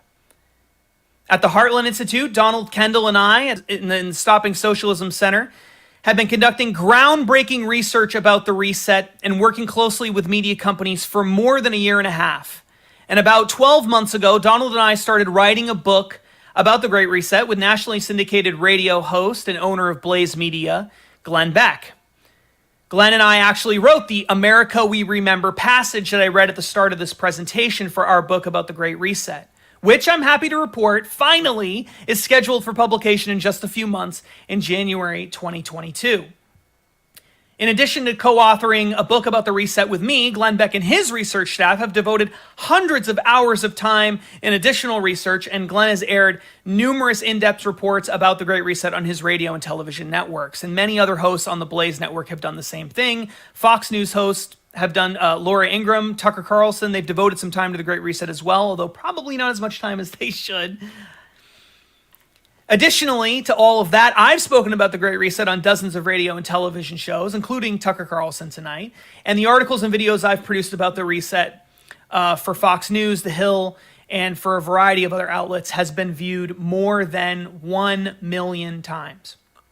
But as important as all of that work has been, your role in the battle against the Great Reset, the people who are in this room tonight, is especially unique and vital. And that's why I desperately wanted to provide this presentation to all of you.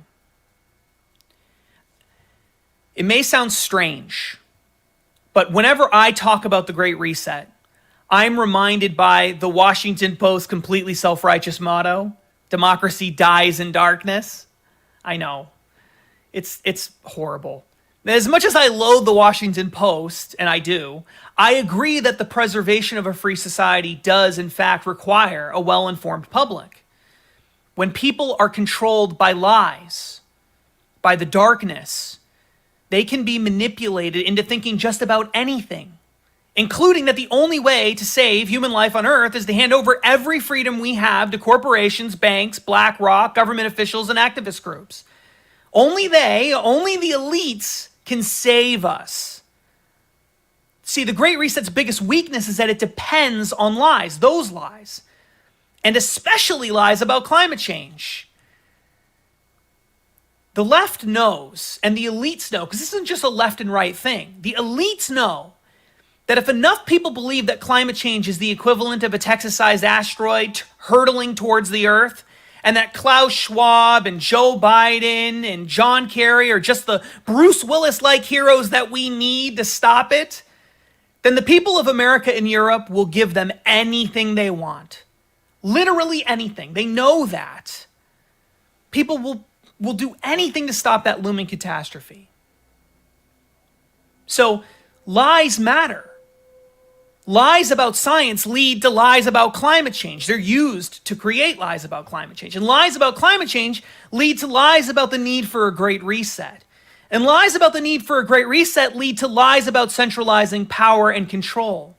And that leads to lies about the need for authoritarianism. And that's the end of freedom as we know it. Lies. So, no pressure or anything, but exposing the scientific realities about climate change is very likely one of the most important things anyone in the world can do right now to stop the rise of authoritarianism.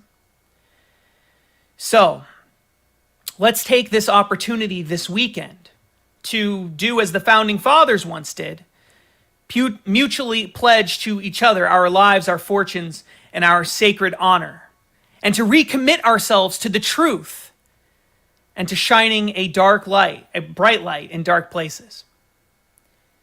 Thank you so much for your attention, and may God bless all of the work that you're doing to save our great republic. Thank you so much.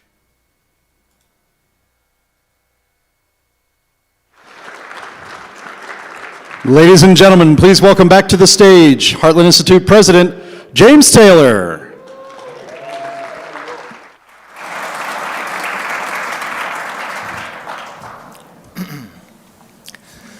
That is a daunting task we face, but I know the people in this room. I know the people who are watching around the world.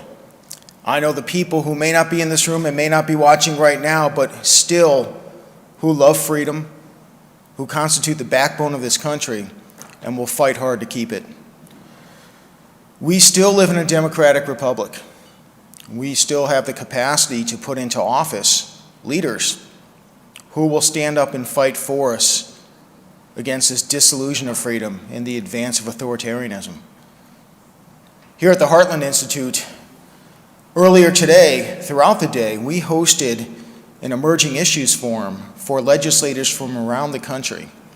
They were here today. Many of them are here this evening and will be here this weekend.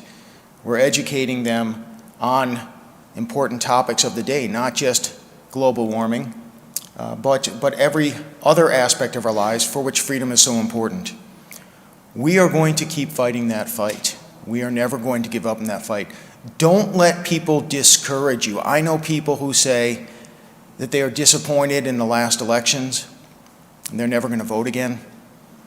Whether or not votes were stolen, election results were altered, regardless if that is true or not, if you don't vote, you don't give yourself any chance.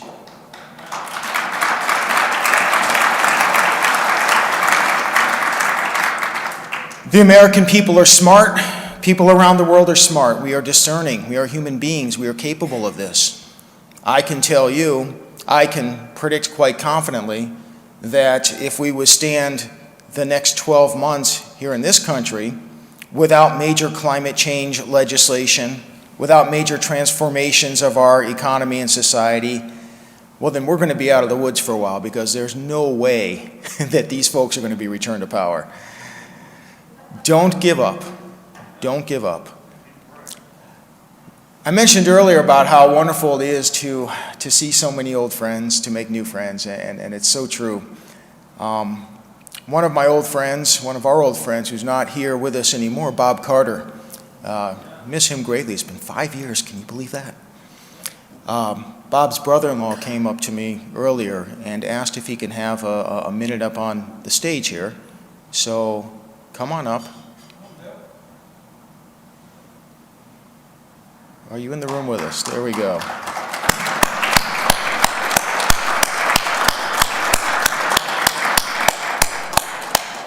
For those of you who don't know Bob Carter was a brilliant scientist.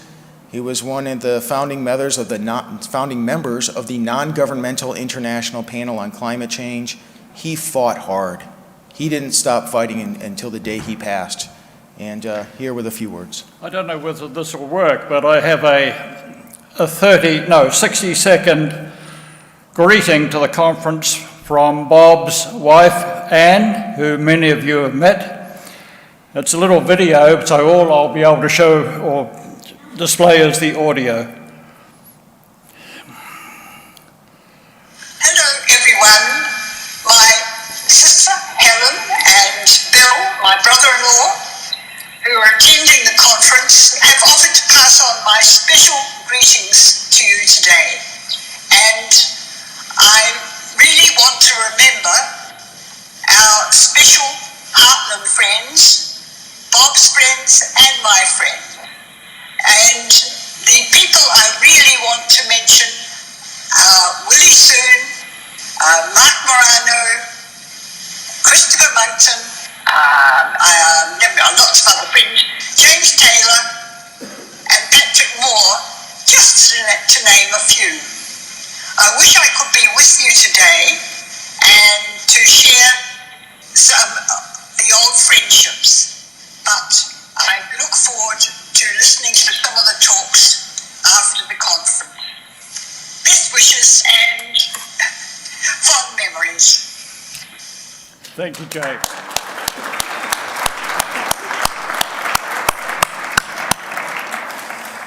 Bob Carter will forever live in our hearts. He'll always be a part of me. He'll always be a part of so many people in this room. Bob passed 5 years ago, as I mentioned. It's been 2 years since we last gathered, and a few others have passed as well. We put together a tribute for some of our friends who have passed, and if we can cue that up, please.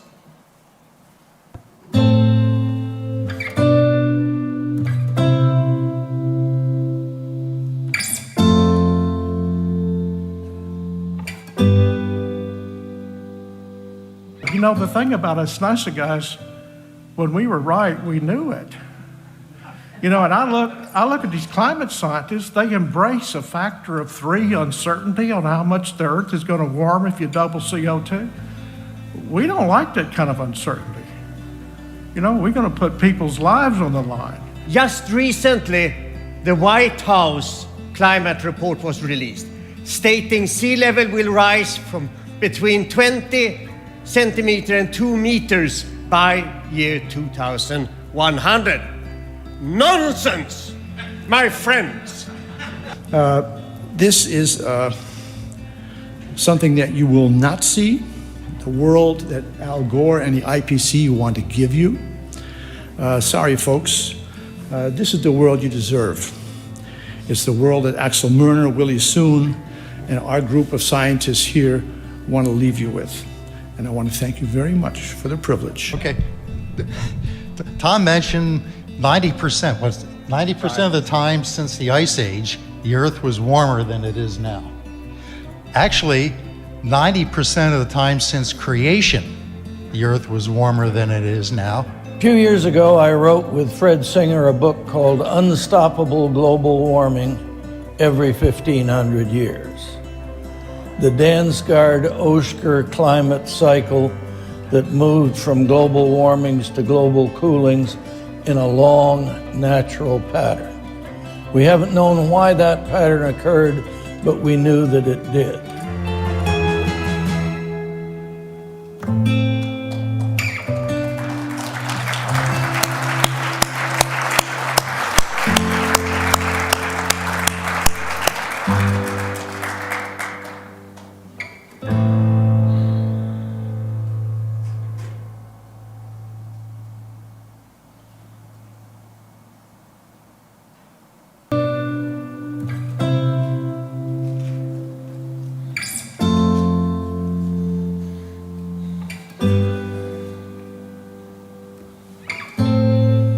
Dr. Fred Singer is the first and still the most prominent global warming skeptic in the world.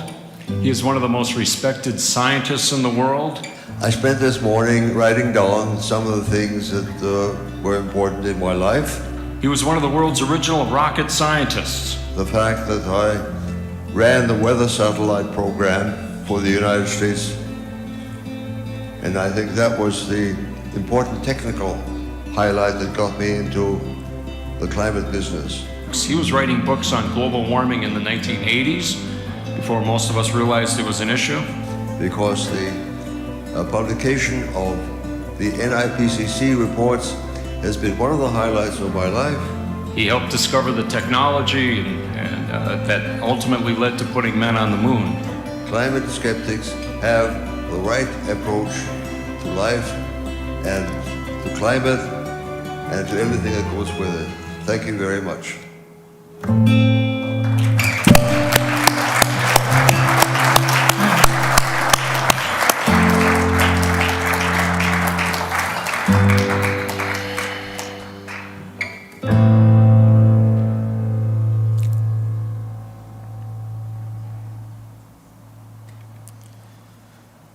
Those giants in science, they may not be here physically in this room, but what they taught will live on for as long as we are courageous enough to share what they taught us.